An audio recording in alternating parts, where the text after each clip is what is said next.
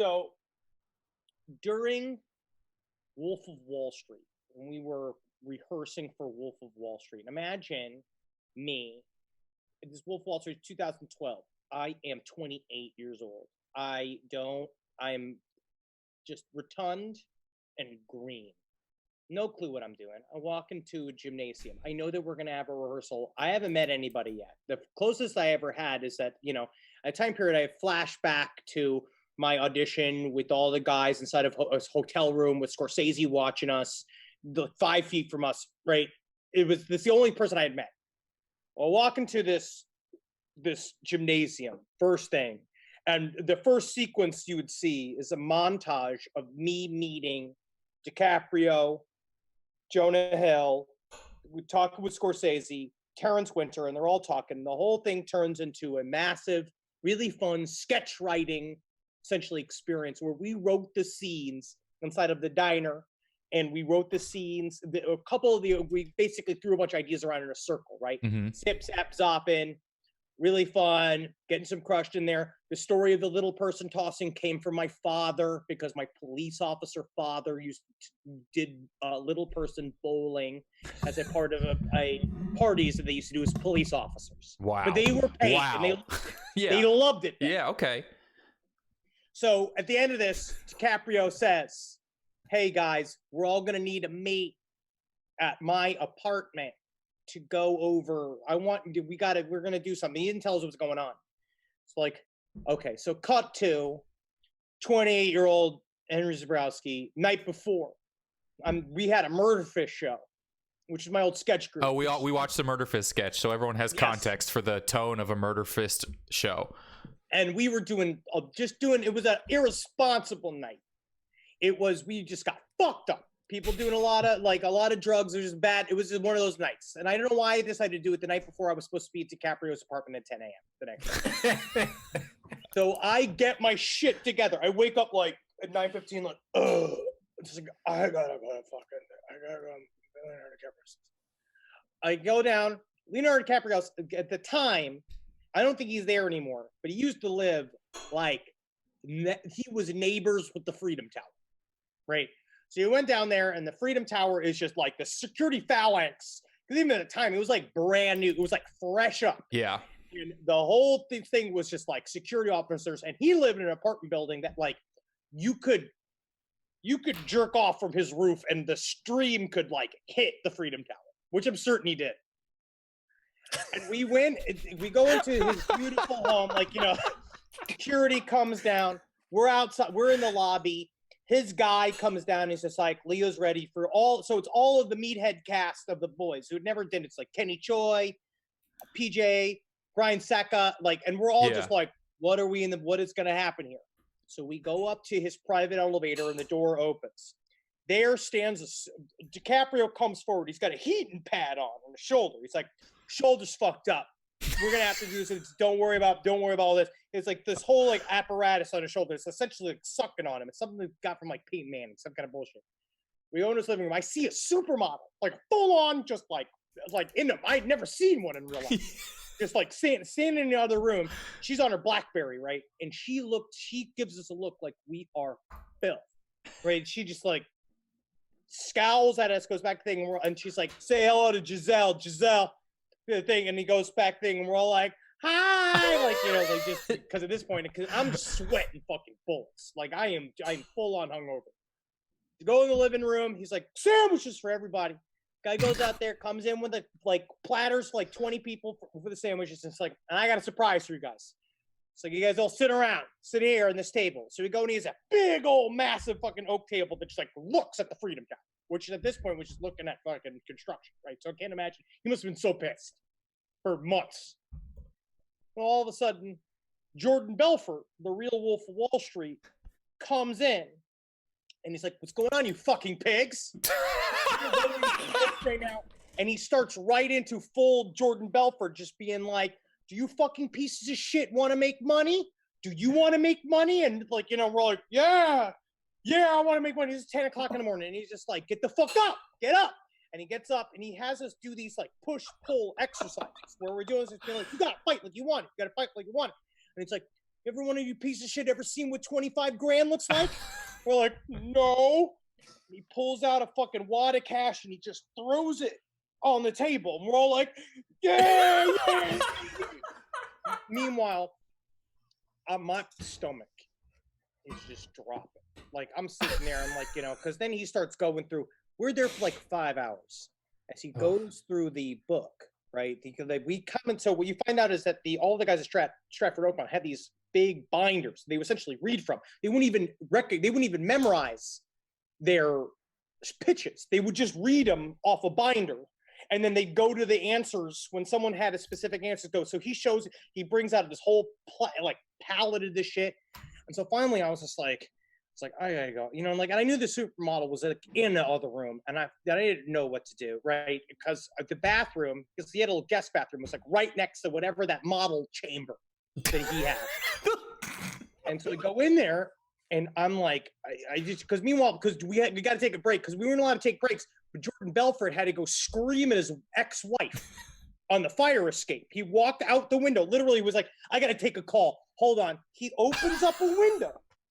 He goes out the window into his fire escape, and he's screaming on the beam, like, you tell me how to raise my fucking kid. and so we're like, break time. No, I have to shit. Full on liquid hangover shit. And I went to Leo's bathroom, and I felt so bad. It was such a nice, classy, nice little bathroom.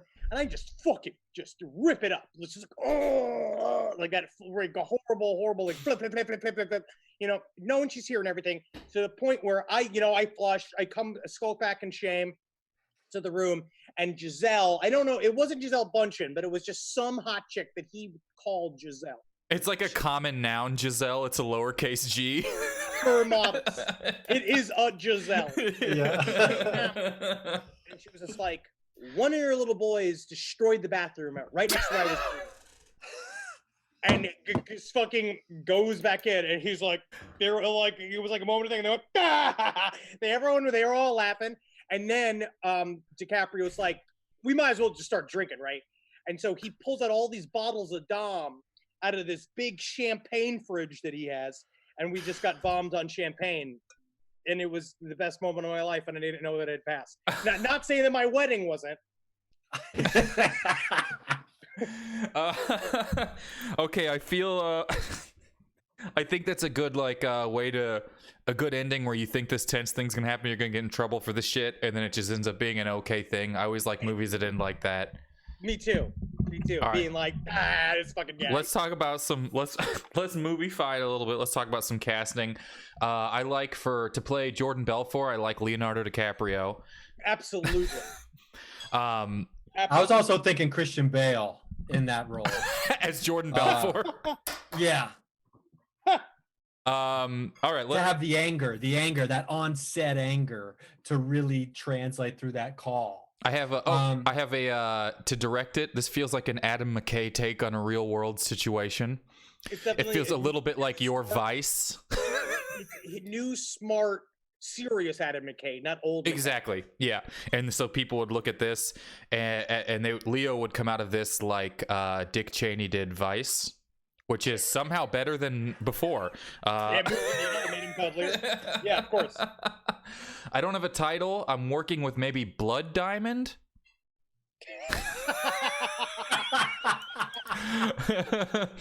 But what that would reveal is the supermodel's name was Diamond, and it would be Blood, Diamond, as just two of the things that happen. Diamond. I mean, we got some people say I think Danny McBride would be a good Leonardo DiCaprio. I think it would make a good movie. Maybe, yeah, I think this feels like one of those Adam McKay things where all the title cards are big Helvetica font. Yes. and it's bright yellow or sky blue or something like that. It's fun, it's fun, but it's smart.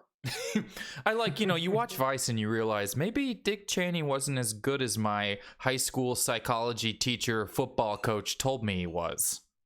If we're gonna fucking mad. If we're gonna have Leonardo actually jerking off onto the Freedom Tower, and we're already talking about the abundance of dick that Ethan Hawke is using in like all of his movies, I think we have Ethan Hawke maybe slide into that role if we want to have the dick out. Now, hear me. Someone just suggested, and I think this is great. If you're going to have Leonardo DiCaprio, someone playing him, I like this Shia LaBeouf. Oh. If you're going to have someone play Leonardo DiCaprio jerking off, you might as well just film him, presumably there, doing it now, and then ask him if he wants to be in a movie. Yeah, and you're like, hey, you remember movies? And then if you tell Shia LaBeouf someone in the movie is playing someone else who's real at one point, he'll lose his fucking mind and get so excited about it. That's art. Can I cut my hair? And if you really want to have him jerking off, you have, what is it, Gaspar Noé? How do you say that guy's name? Yeah, I the think director of Love. Since he actually had real intercourse in that movie Love, like you have him direct. You have Shia LaBeouf, who is also known for like doing real drugs in scenes to be in character. But it's I think that's perfect. The comedic touch. Yeah. This is important. This is important, everybody. I just want to let everyone know real quick before Shell Gasoline says they're here for everybody. I got an email. I've been missing them. So they told me that they're here for you. I'm so jealous. How'd you get that?